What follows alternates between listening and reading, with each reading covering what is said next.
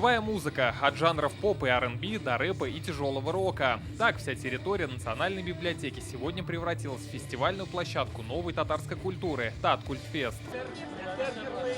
Участником сегодня стал и Рустам Минниханов. Президент осмотрел выставку, обошел площадки фестиваля, пообщался и сфотографировался с гостями. Таткультфест проходит в 5-й раз. Музыканты из Калмыкии, Тувы, Бурятии, Башкирии, Москвы и других регионов страны. Всего больше 100 участников. Исполняем татарские народные песни в стиле, метал-музыка. Тут нету какого-то четкого направления. У нас что-то от этого, что-то от того. Сам очень люблю просто музыку.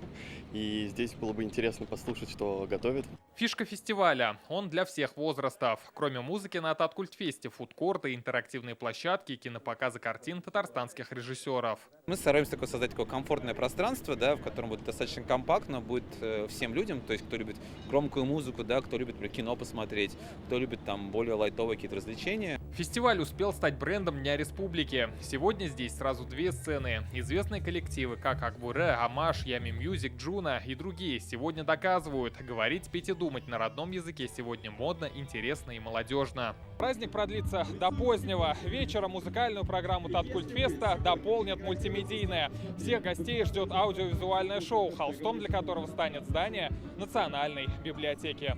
Рамиль Галиуллин, Рамзиль Гарипов, ТНВ, Казань.